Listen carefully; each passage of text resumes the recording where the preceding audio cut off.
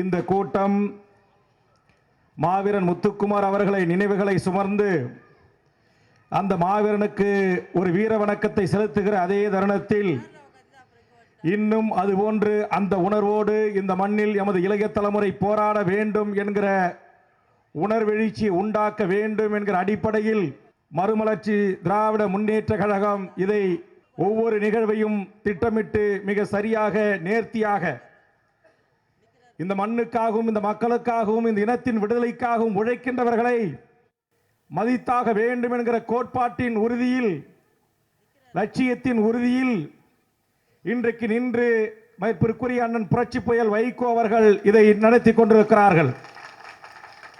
என்னை போன்றவர்கள் அரசியலில் 1000 கூட்டணிகளோடு இருந்தாலும் தேர்தல் அரசியல் என்பதில் வேறுபாடுகள் கொண்டிருந்தாலும் இந்த இனத்தின் உரிமைக்காக தமிழ் சமூகத்தின் வாழ்வுரிமைக்காக உலகத்தில் வாழுகின்ற தமிழனுக்கு ஒரு இன்னல் என்று சொன்னால் கட்சி மாச்சரியங்களை மறந்து அரசியல் லாப நோக்கங்களை மறந்து துடித்தெழுந்து வெகுண்டு வீதிக்கு வருகின்ற ஒரு தலைவனாக மதிப்பிற்குரிய அண்ணன் வைகோ அவர்களை நான் பார்க்கிற காரணத்தினால் இந்த மேடையில் நின்றிருக்கிறேன்.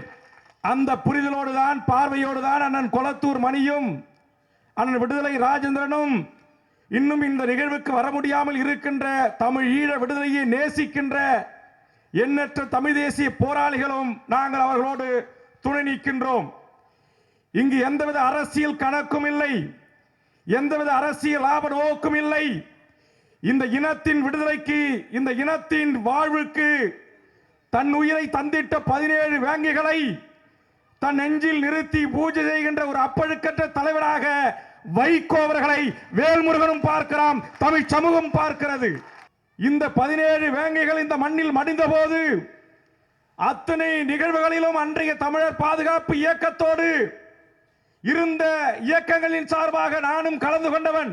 ஒவ்வொரு மாவீரர்களுடைய கல்லறையில் இறுதி நிகழ்வை செலுத்துகின்ற போது வரையிலும் அத்துணை இடங்களிலும் நடந்தே சென்று இறுதியாக மண்ணள்ளி போட்டு அந்த பங்காளிகள் என்ற உறவுகள் செய்கின்ற உறவுகளை கூட செய்தவர்கள் ஒருவராக திகழ்ந்தவர் மறுமலர்ச்சி திராவிட முன்னேற்ற கழகத்தின் தலைவர் வைகோ அவர்கள். அதோடு மட்டுமல்ல, இந்த மாவீரர்களின் குடும்ப சூழ்நிலையை கருத்தில் கொண்டு தம்பட்டம் அடித்துக் கொள்ளாமல் பல லட்சக்கணக்கான ரூபாயை தானாக முன்வந்து தந்திட்டவரும் வைகோ அவர்கள். பல்வேறு தலைவர்கள் அன்றைக்கு வரிசையில் அமர்ந்தார்கள், கூட வந்தார்கள். ஆனால் இந்த தமிழ் சமூகத்திற்காக தன் உயிரையே தியாகம் செய்கின்ற அந்த தியாக வேங்கைகளினுடைய குடும்பத்தையும் எதிர்கால சூழலையும் கருத்தில் கொண்டவர்கள், அவர்கள் குடும்பத்துக்கு செய்ய வேண்டிய பணிகளை செய்ய வேண்டும் என்று நினைத்தவர்கள், ஏதோ இந்த இனத்திற்காக தீக்கரையாக தன்னை ஆக்கிக் கொண்ட ஆகுதியை ஆக்கிக் கொண்ட அந்த மாவீரர்களுடைய குடும்பம் நட்ட நடு நீதியில் நின்றுவிட்டது. இவர்களுக்காக உதவி செய்வதற்காகவோ அல்லது வேறு விதமான ஒரு சிக்கல்கள், ஒரு பிரச்சனைகள், இன்னல்கள், துன்பங்கள், துயரங்கள் வந்தால் தாங்கி பிடிப்பதற்கு நாதியற்ற சமூகமாக இவர்கள் இருந்தார்கள் என்கிற வரலாற்று செய்திகள் இந்த நாட்டிலே பதிவாகிவிடக் கூடாது என்பதற்காகத்தான் மாவீரன் முத்துக்குமாருடைய தங்கையின் குழந்தைக்கு தாய் மாமனாக நின்றிருக்கிறார். இப்படி இருக்கிற ஒரு இனத்திற்காக போராடுகின்றவர்கள் இந்த அரசியல் சதுரங்கத்தில் அரசியல் வேட்கையில் தோல்விகளை சுமந்திருக்கலாம். ஏன் தோல்விகளையே அதிகம் ஏற்றுக்கொண்டு தளராத நெஞ்சுரத்தோடு களத்தில் நிற்பவர். ஏதோ வைகோ என்றால் ஈழ பிரச்சனைக்காக மட்டும் பேசக்கூடியவர் என்கிற பார்வை தமிழ்நாட்டில் ஒரு சிலவர்களால் திட்டமிட்டு சொல்லப்படுகிறது. அது அல்ல. வைகோ அவர்களை பற்றி நாம் தெரிந்து கொள்ள வேண்டும் என்று சொன்னால் 1/4 நூற்றாண்டு காலம் தமிழ் சமூகத்தின் உரிமைகள் எது இருக்கிறதோ அத்தனைக்கும் பிசராமல், பிணக்கில்லாமல், தட்டு தடுங்காமல் இந்திய நாட்டின் கோட்டையில் ஓங்கி குரல் ஒலித்த ஒற்ற மனிதனின் குரலாக வைகோவின் குரல் இருக்கிறது. அருமை சகோதரர் செந்திலதிபன் அவர்கள் எழுதிய நாடாளுமன்றத்தில் திரு வைகோ என்கிற அந்த புத்தகத்தில் நான் பலமுறை படித்து வியந்திருக்கிறேன். ஒரு அரசியல் கட்சியினால் அனுப்பப்பட்ட ஒரு தலைவன் அந்த கட்டுப்பாடுகளை கூட மீறி இந்திய நாட்டின் மொரார்ஜி தேசாய் தொடங்கி மறைந்த ராஜீவ் காந்தி வரையில் சுண்டு விரல் அசைத்து என் கேள்விக்கு பதிலே சொல்லிவிட்டு அமருங்கள் அல்லது வெளியே போங்கள் என்று கேட்ட கேள்விகளும் எழுப்பிய பிரச்சனைகளும் வைகோவுக்கானதாக அல்ல, இந்த இனத்திற்கானதாக இருக்கிறது, எம் தமிழ் மொழிக்கானதாக இருக்கிறது, எம் இனத்தின் விடுதலைக்கானதாக இருக்கிறது. தமிழீழ தேசிய தலைவன் என்கிற அந்த பிரபாகரன் என்கிற வார்த்தை இன்றைக்கு பல பேர் பேசுவதற்கு இடையில் அச்சப்பட்டார்கள். கருப்பு சட்டங்கள் பாய்ந்து வந்த போதும் அதை இன்முகத்தோடு ஏற்றுக்கொள்கின்ற ஒரு தலைவனாக காட்சியளிக்கிற காரணத்தினால்தான் வைகோ அவர்கள் அழைத்த இடத்தில் வேல்முருகன் இருக்கிறான், கொளத்தூர் மணி இருக்கிறார், கோவை ராமகிருஷ்ணன் இருக்கிறார், திருமுருகன் இருக்கிறார், இங்கு புகழேந்தி இருக்கிறார். இன்னும் வர முடியாத எண்ணற்ற அந்த மண்ணின் விடுதலையில் எந்தவித அரசியல் லாப நோக்கும் இல்லாமல் ஆதரிக்கின்ற எங்களை போன்றவர்கள் இருக்கிறார்கள். ஆக இப்படி ஒரு இனத்தின் உரிமைக்காக, ஒரு இனத்தின் விடுதலைக்காக, ஒரு இனத்தின் மொழியை ஆதிக்கம் செலுத்த அந்நிய மொழி வருகின்ற போது துடித்தெழுகின்ற ஆற்றல், அறிவு, திறமை, திராணி அது இந்திய நாட்டின் பிரதமராக இருந்தாலும் ஏன் 50 ஆண்டுகால அரசியல் வாழ்வில் ஒரு 30 ஆண்டு காலம் தலைவராக ஏற்றுக்கொண்ட கலைஞரே துரோகம் செய்தாலும் நீ இதில் துரோகம் செய்திருக்கிறாய், துரோகி என்று சொல்லக்கூடிய நெஞ்சுரத்திற்காகத்தான் இங்கு வந்திருக்கிறோம். அவருடைய ஒவ்வொரு நடவடிக்கைகளும் இந்த மண்ணின் வளர்ச்சிக்காகவும் இந்த மக்களின் வாழ்வுக்காகவும் களமைத்துக் கொண்டு போராடி கொண்டிருக்கிறார். அப்படிப்பட்ட அந்த தலைவருக்கு, அப்படிப்பட்ட ஒரு இயக்கத்தின் தலைமகனுக்கு லட்சக்கணக்கான மறுமலர்ச்சி திராவிட முன்னேற்ற கழகத்தின் இளம் வீரர்கள், அருமை பொருளாளர் அண்ணன் மாசிலாமணி போன்றவர்களும், களத்தின் தளபதியாக இருக்கிற அருமை சகோதரர் அண்ணன் சத்யா போன்றவர்களும், வேளச்சேரி மணிமாறன் போன்றவர்களும், ஜீவன் போன்றவர்களும், நம்முடைய இமயம் ஜவராஜி போன்றவர்களும், இன்னும் பெயரை வாயில் உச்சரிக்க முடியாத ஆயிரம் தொண்டர்கள் அணிவகுத்து நிற்கிறார்களே, இதுதான் வைகோ அவர்களா? இன்றைக்கு வைகோ அவர்களை இந்திய நாட்டின் அரசியல் தலைவர்களும் உலகத்தில் வாழ்கிற தமிழர் எண்ணங்களிலும் அவருடைய மனங்களிலும் வீற்றிருக்க செய்கிறது. அரசியல் நாற்கால் இன்னைக்கு வரும், நாளைக்கு போவோம். கூட்டணியில் அவர் கட்சிக்கு எம்பி கிடைக்கும், எம்எல்ஏ கிடைக்காம போகலாம். ஆனால் தொடர்ந்து 50 ஆண்டுகால பொது வாழ்வில் இந்த இனத்தின் உரிமைக்காக சமரசம் இல்லாத போராடுகிற, சுயநலம் இல்லாத போராடுகிற, சுயசார்பின்றி போராடுகின்ற ஒரு அப்பழுக்கற்ற ஒரு தலைவன் சமகாலத்தில் இந்த மண்ணில் இருந்து கொண்டு இருக்கிறார் என்கிற அந்த வரலாற்று பதிவு வைகோ என்கிற அருமை தலைவனுக்கு இருக்கிறது. நான் கூட சமீபத்தில் நம்முடைய அருமை அண்ணன் ஜெயராஜனுடைய ஏற்பாட்டில் கலிங்கப்பட்டிக்கு போயிருந்தேன். அங்கே போய் இரவு ஒரு நாள் அவரோடு தங்கி அவருடைய கடந்த கால வாழ்க்கையை, சிறு மாணவர் பருவத்தில், பள்ளி பருவத்தில் இருந்த செய்திகளை எல்லாம் நான் கேள்விகளாக கேட்டு அதை பதில்களாக பெறுகின்ற வாய்ப்பை தமிழ்நாட்டில் இங்கு இருக்கிற இத்தனை தொலைக்காட்சிக்கு வைகோ அவர்கள் வழங்கவில்லை, வேல்முருகனுக்கு வழங்கினார்கள். அங்கு சென்று பார்க்கும்போது பள்ளிக்கூடத்துக்கு குழந்தை போனால் பள்ளிக்கூடத்துக்கு குழந்தை மாதிரியே மாறிடுறாரு. அங்கே போய் கைப்பந்து விளையாட போறாரு, கைப்பந்து விளையாட்டு வீரர்னா மாறிடுறாரு. அங்கே போய் ஆசிரியர்களோட பேசும்போது ஆசிரியராக மாறிடுறாரு. அந்த ஊர் மக்களோட, எனக்கு தெரிஞ்சு தமிழ்நாட்டில் இரட்டை சுடுகாடு இல்லாத ஒரு கிராமத்தை உருவாக்கிய பெருமை வைகோ அவர்களுக்கு சாரும். நம்ம கூட வெளியிலேருந்து ஒரு தலைவர்களை எப்படி வேணுமாலும் விமர்சனம் பண்ணி எப்படி வேணுமாலும் வாய்க்கு வந்தபடி பேசிடலாம். ஆனால் ஒரு தலைவர் வாழ்ந்த அந்த பூமியில், அந்த மக்கள், அந்த மண், அந்த இளைஞர்கள், மாணவர்கள், வயோதிகர்கள், முதியோர்கள், அருந்தியர்கள், தாழ்த்தப்பட்டவர்கள், ஒடுக்கப்பட்டவர்கள், அத்துணை சாதிகளும் வாழ்கின்ற கலிங்கப்பட்டியில் ஒரு சாதி கலவரம் இல்லாத, இரட்டை சமாதி இல்லாத, இரட்டை சுடுகாடு இல்லாத ஒரு மண்ணை உருவாக்கி வைத்துவிட்டு பொது வாழ்க்கையில் இதோ இந்த வைகோ இப்படி இருக்கிறான், நாளைய தமிழ் சமூகம் இப்படி இருங்கள் என்பதற்கு முன்னுதாரணமாக திகழ்கிற வைகோ அவர்களே, இந்த மேடையில் இன்று சொல்லுகிறேன், உங்களுடைய 50 ஆண்டு கால பொது வாழ்க்கை, 4 நூற்றாண்டு கால நாடாளுமன்றத்தில் தமிழ் சமூகத்திற்காக ஆற்றிய பணி, நேற்று கூட இந்த ஆற்றின் உரிமைக்காக, தமிழ் சமூகத்தின் உரிமைக்காக காலையிலிருந்து மாலை வரையில் நீங்க இருந்த உண்ணாவிரதம், கொட்டும் பனி போல் பெய்கின்ற இந்த மழை போல் பெய்கின்ற இந்த பணியிலும் நீங்கள் இந்த தமிழ் சமூகத்திற்காக ஆற்றி வருகிற பணிகளுக்கு என்றைக்காவது ஒரு நாள் என் தாய் தமிழினம் நன்றி சொல்லும். எந்த நம்பிக்கையோடு நீங்கள் இருக்கிறீர்களோ, தமிழகத்தில் எங்கள் மாவீரன் திலீபன் அவர்கள் தொடங்கி வைத்த உண்ணாவிரத அறப்போராட்டத்தின் தியாகம், அன்னை பூபதியின் தியாகம், ஆயிரம் விடுதலை புலிகளின் தியாகம், 40,000 பேர் அந்த மண்ணின் விடுதலைக்காக தன் உயிரையே கொடையாக தந்திட்ட அந்த மாவீரர்களில் லட்சிய கனவு என்றைக்கு நிறைவேறும் என்று உலகத்தில் வாழ்கின்ற 12 கோடி தாய் தமிழினம் நினைக்கிறதோ, எந்த நம்பிக்கையோடு நாம் இயன்று கொண்டிருக்கிறோமோ அதுபோல் எனக்கும் ஒரு நம்பிக்கை இருக்கிறது. இந்த இனத்திற்கு எந்தவித எதிர்பார்ப்பும் இல்லாமல் ஒரு லாப நோக்கு அரசியல் கணக்குகள் இல்லாமல், ஒரு பிரிவினை இல்லாமல் இந்த தமிழ் சமூகத்தை ஒருங்கிணைத்து ஒரு குடையின் கீழ் ஒரு நல்ல ஒரு வழிகாட்ட வேண்டும் என்று நினைக்கிற உங்கள் எண்ணம் ஈடேறும் என்று நான் வாழ்த்துகிறேன். வாழ்த்துறதுக்கு எனக்கு வசதி இல்லை, வயது இல்லை. ஆனால் வேல்முருகனாலே என்ன சொல்லுவாங்க, வேலுண்டு வினை இல்லம்பா. ஆனால் நான் சொல்கிறேன், நிச்சயமாக நாங்கள்லாம் உங்கள் மேடையில் வச்சு பேசலை, நான் எங்கள் கூட்டங்களை அழைச்சி எங்கள் கூட்ட நிர்வாகிகிட்ட சொல்கிறேன். ஏன்னா எனக்கு வைகோவை பற்றி என்ன சொல்லணும்னா, அவர் கூட இருக்கிற இந்த தளபதிகள் இருக்காங்கல்ல, அவங்கள மாதிரியாவது என் கட்சிக்காரன் இருக்கணும்னு நினைக்கிறேன். மாதிரி உதாரணம், வைகோ மாதிரி 25 ஆண்டு காலம் நான் நாடாளுமன்றத்தில் போகல, 10 ஆண்டு காலம் தான் சட்டமன்றத்தில் இருந்தேன். ஆனால் எந்தவித பதவி சுகத்தையும் அனுபவிக்காமல், ஆட்சி அதிகாரத்தில் மிகப்பெரிய லாபத்தை அடையாமல், வைகோ என்கிற ஒற்றை மனிதன் இந்த தமிழர் சமுதாயத்திற்காக போராடுகிற போராட்டங்கள், அமைக்கின்ற களங்கள், அமைக்கின்ற வியூகங்கள் அத்தனையிலும் ஈடுகொடுத்து இந்த மறுமலர்ச்சி திராவிட முன்னேற்ற கழகத்தின் கழக கண்மணிகள் இங்கு கைகோர்த்து நிற்கிறார்களே வைகோ என்கிற மனிதனுக்கும் பின்னால். இதை தெரிஞ்சுங்கன்னு உடனே எங்காவது சொல்றான், அண்ணனும் வைகோ மாரி நேர்மையா நியாயமா கட்சி பண்ணி சமரசம் இல்லாம தலை வணங்காம. இன்னைக்கு பாருங்க, 5 வருஷம் மோடி ஆட்சி அசைக்க முடியாதுன்னு தெரியும்.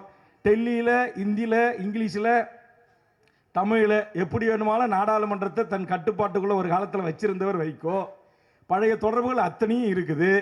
இந்த 5 வருஷம் அங்கே அப்படியே அம்மா அப்படியே கொஞ்சம் கருணை காட்டிக்கிட்டு இருந்தாருன்னா, மோடி அரசா அற்புதமான அரசு, பிரமாதமாக பண்ணுறாரு. மோடியை விட்டா ஆள் இல்லைன்னு 2 வார்த்தை அவர் பானையில் அடித்தார்னாலே முடிஞ்சு போச்சு. இந்த கட்சிக்காரன் எல்லாம் சௌக்கியமாக வாழலாம். முடிஞ்சுதா? 100 நாள் ஆவலை. மோடி காவேரியில் என் இனத்திற்கு துரோகம் செய்கிறாய், மோடி முல்லை பெரியாரில் என் இனத்திற்கு நீ துரோகம் செய்கிறார், மோடி என் உயிருக்கு நிகரான என் தாய்மொழிக்கு அழித்தொழிப்பதற்கு சமஸ்கிருதத்தையும் இந்தியும் நீ திணிக்க முனிகிறாய், ஏற்றுக்கொள்ள முடியாது இந்த வைகோவால். கூடங்குளம் அணு உலையா காம்ப்ரமைஸுக்கு வாங்க வைகோ முடியாது என்கிறார், ஸ்டெர்லைஸா வர முடியாது என்கிறார். சரி, எருல தாங்க வருவீங்க, எதுலேயும் வர முடியாது உன்னோடு என்று இனி உன்னுடைய பதவியும் உன்னுடைய சுகமும் அல்லது பிரதமருக்கும் பின்னால் அல்லது பிரதமருக்கும் நிகராக பக்கத்தில் உட்காரக்கூடிய வாய்ப்பு இருந்தாலும் அதை உதறி தள்ளிவிட்டு இனநலம் ஒன்றே பெரிது என்று களத்திற்கு வந்திருக்கிறார். நான் கூட்டம் போட்டு வெளியேறின உடனே நான் அண்ணன் சத்யாவுக்கு போன் அடித்து சொன்னேன், நல்ல முடிவு எடுத்துக்கிறீங்க, வாழ்த்துக்கள் அப்படின்னு சொன்னேன். ஆனால் அந்த முடிவு என்பது இன்றைக்கு பாரதிய ஜனதாவுடைய அரசு அண்ணன் வைகோ அவர்கள் பேசுகின்ற போது குறிப்பிட்டது போல் ஒட்டுமொத்த இந்த தமிழ் சமூகத்திற்கு நல்லது செஞ்சுக்கிட்டு இருக்கிறான். இப்போ கூட அண்ணங்கிட்ட அனுமதி வாங்க எங்கே போகிறேன், இங்கு வாழ்கிற 1,20,000 எமது ஈழ அகதிகள் என்று சொல்லக்கூடிய என்னுடைய தொப்புள் கொடி உறவுகளை சிங்கள அரசும் இந்திய அரசும் உடன்படிக்கை ஏற்படுத்தி கொண்டு வெளியேற்ற போகிறார்களாம். அதை வெளியேற்றுவது தவறுடா. அவர்களை கேட்காமல் அங்கு இன்னும் சுடுகாடாக தான் இருக்குது இலங்கை. ஆட்சி மாறி இருக்குது, காட்சி மாறலையே.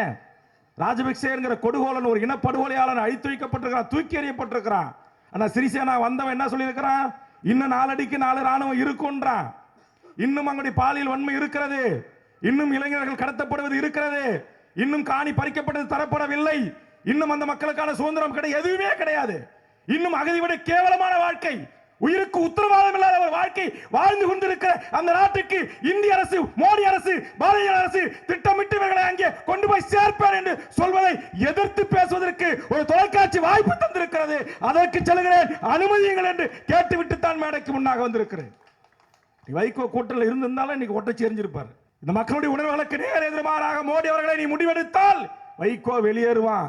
இப்படி பாதகமான செயலாம் செஞ்சுக்கிட்டு வரான். ஆனால் ஒரு இதுக்கு இதெல்லாம் நல்லது தான். ஏன்னா இன்னமும் இங்கே தமிழன், இங்கே பாருங்க, இன்னைக்கு ஆயிரக்கணக்கில் திரண்டிருக்கிற இந்த தமிழர்கள் சாதியை மறந்து கட்சியை மறந்து வந்து வேடிக்கை பார்க்குறான். எனக்கு கூட ஒரு ஆசை தான், வைகோ கூட்டம்னா கேட்கறதுக்கு சாதியை மறப்பான், கட்சியை மறப்பான், எல்லாத்தையும் மறந்து கேட்டு கைத்தட்டிட்டு போவான், ஓட்ட மட்டும் போட மாட்டேன்றான். செல்ல வேண்டியவர்கள் இருக்கணும் இல்லையா? நான் கேட்குற அரசியல் சார்பற்று எனக்கு ஒரு ஆசை. எங்கள் கட்சியெல்லாம் ஒரு அளவுக்கு ஏதோ பேசப்படக்கூடிய கட்சியாக வளருதுன்னா, தமிழ்நாட்டில் ஒரு ஒற்றை மனிதனை இந்திய நாட்டின் நாடாளுமன்றத்தில் எந்த கட்சியும் எதிர்த்து வேட்பாளர் நிறுத்தாமல் அனுப்பி வைக்க வேண்டும் என்று சொன்னால் அது வைகோ என்கிற ஒரு தலைவனை அனுப்பி வைக்க வேண்டும் என்று நான் ஆசைப்பட்டேன். காரணம், இன்னைக்கு டெல்லியில் எவையாயும் அங்கே உட்காந்து எதிர்த்து பேசுறதுக்கு ஆள் இருக்கான். எல்லாம் ஜிங்கு ஜாங்கு ஜால்ரா, இனமும் கிடையாது, மொழியும் கிடையாது.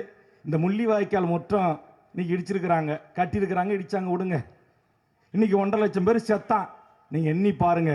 வைகோ என்கிற ஒற்றை மனிதன் அந்த நாடாளுமன்றத்தில் இருந்திருந்தா உருண்டு பிறண்டாவது அந்த நாடாளுமன்றத்தை உண்டு இல்லைன்னு ஆக்கியிருப்பார். என்னாச்சு? எந்த கட்சி ஆதரிக்கணும்? நம்ம ஒரு தலைவர், நான் கூட அன்னைக்கு ஒரு தலைவர்கிட்ட இருந்தேன். நாங்கள் கூட்டணி விட்டு வெளியே வர போறோம், என் புள்ள ராஜினாமா பண்ண போறாரு. நாங்க உடனே தமிழின தலைவர் கொடுங்க கொடுங்க எல்லா லெட்டரையும் எல்லாத்தையும் வாங்கி பத்திரமா வச்சுக்கிட்டாரு. சபாநாயகருக்கு போவே இல்லை. அண்ணா அறிவாலயத்தை தாண்டி போயிருந்தா வேற 1.5 லட்சம் பேர் செத்துருப்பானா? கல்லறையை விட்டு வச்சிருக்கானா? ஐயா, கல்லறைய நீங்கள் எண்ணி பார்க்க வேண்டும். ஆக நான் சொல்லுவேன், இந்த இனம் வாழ வேண்டும் என்று சொன்னால், இந்த மொழி இந்த உலகத்தில் அழியப்படுகின்ற மொழிகளிலாக இருக்கிறது என்று சொல்லுகிறார்களே, பழமை வாய்ந்த 5000 ஆண்டுகளுக்கு தொல்காப்பிய இலக்கணம் வளம் கொண்ட எம் மொழி, இந்த மொழிக்கு பேராபத்து வருகின்ற போது, இந்த இனத்திற்கு பேராபத்து வருகின்ற போது, என் இனத்தை அழித்து வைத்த சிங்களவனுக்கு இந்த மண்ணில் ராணுவ பயிற்சி அளிக்க முற்படுகின்ற போது, அவனுக்கு ஆயுதம் கொடுக்கின்ற போது, போர்க்கப்பல் கொடுக்கின்ற போது, அதை தட்டி கேட்பதற்கு இந்திய நாடாளுமன்றத்தில் இருக்கிற வடநாட்டு நாடாளுமன்ற உறுப்பினர்களை டெல்லியில் லாபி என்று சொல்வார்களே, அப்படி ஒரு லாபியை ஏற்பாடு செய்து எம் இனத்தின் அழிவை தடுப்பதற்கு வைகோ போன்ற ஒரு பொதுநல தொண்டராக இந்திய நாடாளுமன்றத்தில் ஒருவன் செல்ல வேண்டாம். அந்த அரசியல் அங்கே கிடையாது. இந்த பாழாப்போன அரசியல் இந்த மண்ணில் இல்லையே. இன்னைக்கு தமிழ்நாட்டு சட்டமன்றத்தில் எண்ணற்ற சட்டப்பேரவை உறுப்பினர்கள் இருக்கிறான். ஆனா இந்த இனத்தை பற்றி, மொழியை பற்றி, இந்த நாட்டுக்கு ஒரு ஆபத்து வருகிறது, ஒரு பங்கு வருகிறது, ஒரு கேடு வருகிறது என்று சொன்னால் ஒன்றாக குரல் கொடுக்க முடிகிறதா? ஒரு காவேரி நீருக்காக கர்நாடகத்தில் இருக்கிற அத்தனை சட்டமன்ற உறுப்பினர்களும், அத்தனை அமைச்சர்களும், அத்தனை கட்சிக்காரனும், எனக்கு பத்திரிகை நண்பர்கள் சொன்னாங்க, டெல்லியில வைகோஸ் பேசினார் அன்னைக்கு கூட்டத்தில். 2 இந்திய நாட்டுடைய முக்கிய அமைச்சராக இருக்கிறோம் வீட்டுல டீ பார்ட்டி கொடுக்குறாங்க டெல்லியில. எதுக்கு? மேகதாது கிட்ட குறுக்க அணை கட்டுறதுக்கு. எப்படியெல்லாம் நாம தமிழ்நாட்டை ஏமாத்தி அணையை கட்டி தமிழ்நாட்டினுடைய இந்தியாவின் நெற்களஞ்சியம் என்று போற்றப்பட்ட தஞ்சையை பாலைவனமா ஆக்கலாம் என்பதை சிந்திப்பதற்கு கர்நாடகத்தில் அனைத்து கட்சி தலைவர்களும் டெல்லியில் ஒன்றாக கூடுறான். இந்திய நாட்டுடைய 2 மத்திய கேபினட் அமைச்சர் ஒன்னா கூடுறான். முல்லை பெரியார் 142 அடியை இடித்து தரமட்டமா ஆக்க வேண்டும் என்பதற்காக அத்தனை பேரும் ஒன்னா கூடுறான். பாலாற்றின் குறுக்கே கட்டணும்னா சந்திரபாபு நாயுடுல இருந்து ரெட்டில இருந்து எல்லா காரணம் ஒன்னா கூடுறான். ஆனா இங்க அப்படி கூடுவதற்கான வாய்ப்பில்லை. அப்படி கூடுவதற்கு வாய்ப்பில்லை என்று சொன்னாலும் அப்படி ஒற்றை குரலாய் ஓங்கி ஒலிப்பதற்கு வைகோ என்கிற ஒரு குரல் இந்தியாவிற்கு தேவை. அதுக்குத்தான் நம்ம கொடுத்து வைக்கல. இங்கெல்லாம் நீங்க பாருங்க, அவர் எழுத்துக்கின்னு ஜெயிச்சு அரசியல் பேசக்கூடாது இந்த முத்துக்குமாரோட நிகழ்வுல. ஆனா இந்த முத்துக்குமார் என்கிற இந்த மாவீரர்கள் இந்த மண்ணில் இன்றைக்கு மடிகின்றார்களே, இந்த மடிவுக்கு காரணமாக இருக்கின்ற அந்த அநியாயத்தை, அந்த அக்கிரமத்தை, அந்த அட்டுழித்தை செய்த அந்த அரசை தட்டி கேட்பதற்கு நாதியற்றவர்களாக இருந்தோம். செய்தவர்களை செய்தது சரிதான் என்று வாக்களித்து டெல்லிக்கு அனுப்புகிற இடத்தில் நாம் இருக்கிறோம் அல்லவா?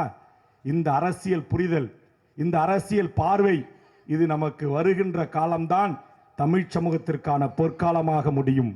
மாவீரன் முத்துக்குமார் உள்ளிட்ட 17 எமது வேங்கைகள் தங்கள் தேக்குமர உடல்களை தீக்கரையை ஆக்கி இந்த மண்ணில் என்னையே நீங்கள் ஆயுதமாக பயன்படுத்திக் கொண்டு அவர் எழுதி வைத்த அந்த மரண சாசனம் என்று சொல்லக்கூடிய அத்தனை வரிகளும் இங்க இருக்கிற 1000 இளைஞர்களை, 1000 மாணவர்களை வீதிக்கு தன்னெழுச்சியாக போராட வைத்ததே, அது இன்னும் இந்த மண்ணில் நீர்பூத்து நெருப்பாக அடைகாக்க வேண்டிய கடமையும் பொறுப்பையும் உணர்ந்துதான் மறுமலர்ச்சி திராவிட முன்னேற்ற கழகம் இந்த மாவீரனுக்கான இந்த புகழஞ்சலியை செலுத்துகிறது. ஆக அந்த வகையில் எம் இனத்தை காக்க, எம் மொழியை காக்க, தமிழ் ஈழ விடுதலைக்கு, இந்த மண்ணின் உரிமைக்கு, ஆற்றின் உரிமைக்கு, மித்தேன் என்கிற நாசகார திட்டத்திற்கு எதிராக, நீற்றுழா என்கிற நாசகார திட்டத்திற்கு எதிராக, மீனவருடைய உரிமை மறுக்கப்படுவதை, அந்த உரிமையை பெறுவதற்காக, கச்சத்தீவை மீட்க வேண்டும் என்பதற்காக இன்னும் எண்ணற்ற என் தமிழ் சமூகத்தின் உரிமையை காப்பதற்கு கைகோர்த்து களமாட வைகோ அவர்களோடு அரசியல் மாச்சரியங்களை கடந்து தமிழக வாழ்வுரிமை கட்சி நிற்கும். வேல்முருகன் நிற்பான். இதை பத்தி கவலையே இல்லை. 21 ஆண்டு காலாய் மிகப்பெரிய அரசியலுடைய, நான் பண்டுட்டிக்காரன், பலாப்பழத்து ஊரக்காரன், இந்த பலாச்சொலை போன்ற அந்த சுவையை சுவைக்காமல் நீங்கள் இந்த 70 வயதிலும் இந்த மண்ணுக்காக ஓடோடி உழைக்கின்ற போது 40 வயது வேல்முருகன் உங்களுக்கும் பின்னால் இந்த இனத்தின் உரிமைக்காக, இந்த மொழியின் உரிமைக்காக எந்த அரசியல் மாச்சரியங்களையும் கடந்து கைகோர்ப்போம். நிச்சயம் இந்த மாவீரர்களின் கனவை நினைவாக்க கைகோர்ப்போம். மாவீரன் முத்துக்குமாருடைய கனவை நினைவாக்க கைகோர்ப்போம். இதே போல என் தமிழ்நாட்டு இளைஞர்கள் இருந்துவிட மாட்டான். இதே போல் என் சினிமா கொட்டணியில் மூழ்கி கிடக்க மாட்டான். இனத்தையும் மண்ணையும் மக்களையும் நேசிக்கின்றவனாக, எப்படியும் தமிழ தேசிய தலைவர் பிரபாகரன் என்கிற அந்த ஒப்பற்ற வீரன் சாதாரண என் மீனவ சகோதரர்களையும் ஒடுக்கப்பட்ட தாழ்த்தப்பட்ட சமூகத்தில் பிறந்தவர்களையும் அந்த மண்ணிற்காக அந்த மண்ணின் விடுதலைக்காக இதோ என் உயிரை எடுத்துக் கொள்ளுங்கள் அண்ணா, இதோ என் உயிரை எடுத்துக் கொள்ளுங்கள் தலைவா என்று வரிசை கட்டி வந்து நின்றானோ தற்கொலை படைக்கு கரும்புலியாக மாறுவதற்கு. அப்படி இல்லை என்று சொன்னாலும் இந்த கேடுகட்ட அரசியல் புய்திகளை தூக்கி வாரி போடுவதற்கு இன்னும் இளைய தலைமுறை என் மாணவர் சமூகம் முத்துக்குமாரின் கனவை சுமர்ந்து வரும். எங்கள் செங்கொடியின் லட்சியம் இன்னும் நீடேறவில்லை. இன்னிய மத்திய அரசு ஏமாற்றி வருகிறான். உச்ச நீதிமன்றத்தை காட்டி அதை உடைத்தெறிய காலம் வரும். நிச்சயம் நமக்கான வாழ்வு பிறக்க வேண்டும் என்பதற்காக, எமக்கான விடுதலை பிறக்க வேண்டும் என்பதற்காக, எமக்கான ஆதிக்கத்தை உடைத்தெறிய வேண்டும் என்பதற்காக மாவீரன் முத்துக்குமார் செய்த அந்த ஈகை, அந்த வீரம், அந்த தியாகம் நிச்சயம் ஒரு நாள் கைகூடும். வீர வணக்கம் மாவீரன் முத்துக்குமாருக்கு என்று